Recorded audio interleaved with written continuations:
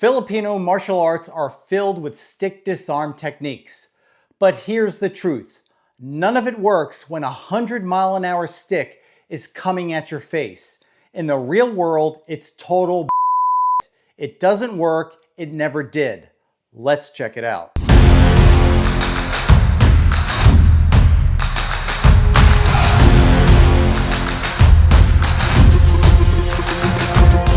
And just a warning.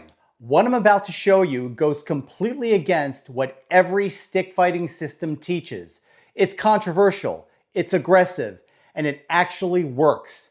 This is your red pill moment. You can take the blue pill and keep believing in choreographed disarms, flow drills, and fantasy-based instruction. Or you can take the red pill and see the fight for what it really is: chaotic, violent, and unforgiving. Be forewarned, once you see it, you can't unsee it. Now I know what some of you are already thinking. When would two people actually square off and fight with sticks? And you're absolutely right. Outside of certain third world settings, stick versus stick fights are rare. So why are so many Filipino martial arts systems obsessed with symmetrical weapon disarms? It's simple. They look slick in demos and preserve cultural tradition. It's the same BS as the karambit, but real violence isn't choreographed. You won't have matching weapons, clean angles, or the time to perform a stick disarm. And don't fall for the BS excuse that stick disarms are just a byproduct of hitting the opponent's hand. That's not what's actually being taught in Filipino martial arts schools. What's being pushed are choreographed sequences: block, trap, twist, strip, as if they're going to work under real pressure. This byproduct justification is just post hoc rationalization, a flaw cover-up to save face when the technique collapses under real-world pressure. It's not strategy, it's desperation. Before getting into the stick disarms, it's important to understand the ranges of combat. Tommy, come on out. So we have three stick fighting ranges. We have long, intermediate, and close quarter. So long range is the distance at which I can only hit Tommy's hand. Okay, so this is the long range of stick combat. Intermediate range, we are closer now, and I can hit Tommy's body with the stick. Next we have the close quarter range, and that's where I use the butt of the stick to strike, as well as other close quarter techniques such as headbutts, knees, and elbow strikes. Three ranges of combat in stick fighting: long, intermediate, and close quarter. So let's talk about the range in which these stick disarms are taught, the intermediate range. We're gonna have Tommy give a couple attacks. I'm gonna show some of the common stick disarms that are taught in the Filipino martial arts.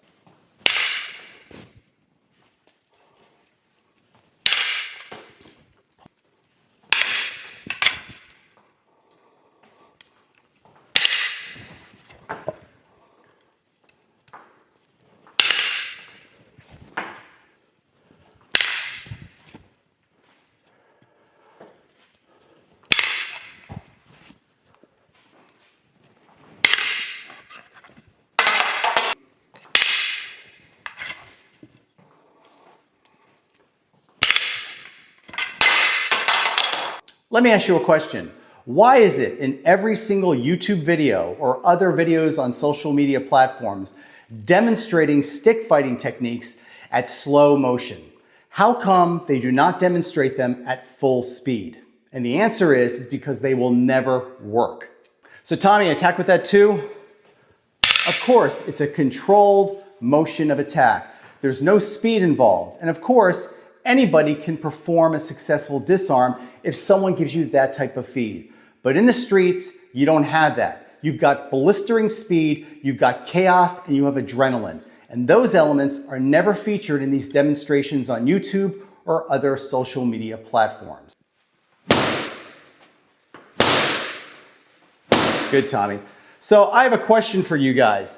Do you honestly think that you're going to be able to perform a stick disarm against that kind of speed, that kind of violence? This is a person who's not trained in the Filipino martial arts. This is your typical guy in the street. Okay? So understand, this is what you're gonna face. You're not gonna face somebody who delivers an angle 1 strike and freezes it for you to perform one of your beautiful little stick disarms. Along with the issue of speed, there's another concern with these stick disarm techniques. It's the follow through. Now, normally in the Filipino martial arts, they teach you to use a secondary checking hand to help arrest the momentum of the strike. For example, if Tommy attacks with an angle 3 and I come in with a typical stick block and using the secondary checking hand, which supposedly is going to arrest that momentum, you're living in a fantasy world. You saw how fast those strikes are. That stick is not going to stop. It is going to follow through and destroy the rest of your body. So let me tell you something. You're living again in a fantasy world. It will not work. Now, some of you are going to argue that I need to get inside the arc of the swing when I apply that secondary checking hand and the block. Well, that's all well and good if you're facing somebody who has Filipino martial arts background and he's compliant and he's working with you. But that's not the real world, guys. In the real world, you're going to face a 220-pound dude who has no martial arts background, who's going to attack you with everything he's got. He's got forward energy. It's kinetic. It's violent. So when Tommy attacks me with that angle 3, he's going to continue and follow through. This is the reality of combat, guys. You need to take the whole Filipino martial arts and get rid of that paradigm. It's never going to work. Now, some of you may say that you're supposed to hit the hand before you apply the secondary checking hand and then perform the disarm. Well, let me tell you, you're living in a fantasy world. Tommy, attack me with an angle 2. I'm supposed to hit that hand, then check it, then apply the disarm. Let me tell you something. You have a better chance of spitting a BB through a lifesaver. Tommy, when you attack me with that angle 2, are you going to stop? What would you do? I'm going to because I'm going to crash on top of you as I swing this stick and I'm going to overwhelm you. That is reality. That's someone who doesn't study Filipino martial arts. That is someone who doesn't drink the Kool-Aid. This is the reality of real world violence. This is the mentality. And if you're not prepared for it, you are doomed. Now, for those of you who are going to criticize and say that I don't know about Filipino martial arts and I haven't studied it, you're wrong. In fact, I had studied Filipino martial arts before it was even popular in the United States. And I learned from the leading expert in the field. And this reminds me of a story when I was much younger. When I was taught these techniques, for example, Tommy give me an angle 2. We were doing all kinds of disarms. He gives me a 2, I come over and I do the disarm. And we were doing a whole bunch of techniques like that. And then it dawned on me how absurd and complex these techniques were. And I said to my partner, I go, hold your hand out. And I motioned to swing and I swung full force about 6 inches from hitting his hand. But he could hear that stick whip through the air. And I said, you know what? That's my stick disarm. And to this day, that is the only stick disarm you should use. You hit the hand, which means you have to be in the long range of stick fighting combat. So to recapitulate, at long range, we want to hit the hand as best we can. If we hit it, he drops the stick, it's been disarmed. But ultimately, we have to end this fight. You have to close the distance gap, crash through that line, control the weapon limb, and neutralize him. That is the only methodology that's going to work in a real combat situation. So to crash through the line, you have to time it properly, just like you would against a bludgeon attack. And again, I have a video that I put out on defending against a baseball bat attack. But again, you have to time it properly. Timing is everything. Close the distance gap at the right moment, preferably when he's chambering it, or if he has it in a recoil position, he's about to do the attack. That is the ideal time to crash through the line. Hey, we're about to get back into the video, but let me ask you something. Do you want to legitimately accelerate your self-defense skills? And are you sick of clickbait videos teaching absolute garbage? Or tired of being misled by unqualified wannabe experts who have zero credibility or experience? If the answer is yes, now is the time to join my War Machine memberships. As a member, you're going to get exclusive access to in-depth training videos, exclusive full-feature video content, downloadable training PDFs, and direct insights you're not going to find anywhere else. Plus, you're going to have direct access to me in the comments section of all my videos. So if you have questions, you're going to get real, detailed answers from me and not some random keyboard warrior. So if you're serious about mastering real-world combat skills, hit the join button below and start training like a true war machine. Now, let's get back to the lesson. Now, what I'm about to suggest to you brings a lot of heat. In fact, this is the same technique that was applied when you have a stick and he has a knife. We take the stick and we throw it at him as a distractionary tool to crash the line, control the weapon limb, and then neutralize him. This is the only way it's going to work. This is how it would play out. At long range, which you want to maintain, you try to disarm the weapon by hitting the hand. But ultimately, you got to crash through the line. So either Tommy's going to rush in or I'm going to decide to rush in based on the timing. And as he comes in, this stick is going to be thrown into the face. So when the stick hits the face, I move in and I control the weapon limb.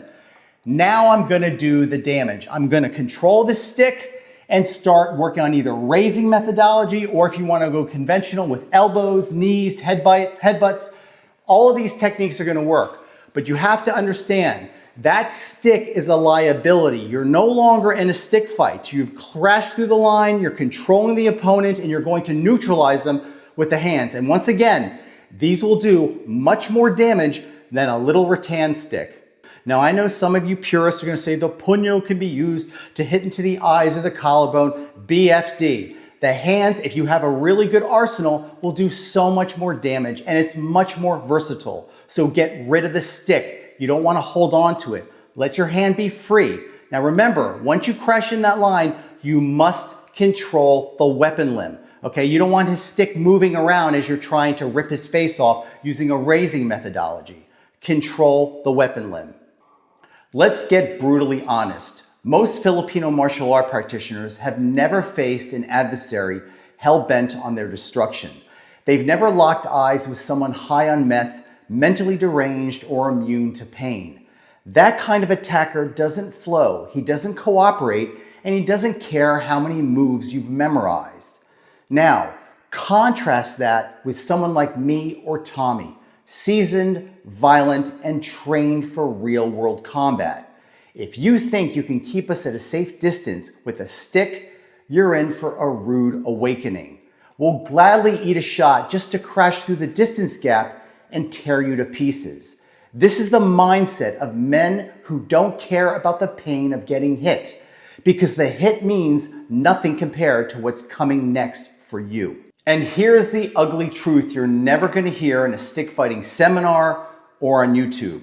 Once that collision happens, and it will, the empty-handed fighter owns the fight. If you're still clinging to your stick, you've stepped into our trap. In grappling range, that 2-foot stick is nothing more than dead weight. One of my hands is going to pin your weapon limb. The other one is going to raise, choke, gouge, and crush you into oblivion.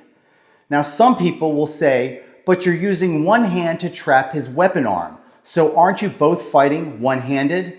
No, because I choose to use one hand. I can disengage at any moment and go full two-handed assault. He can't. He's locked into that stick. It's a leash. It's not a weapon. He's restricted by the very thing he thinks is protecting him. Filipino stick disarms might look impressive in a seminar or on YouTube, but under real pressure, they fall apart.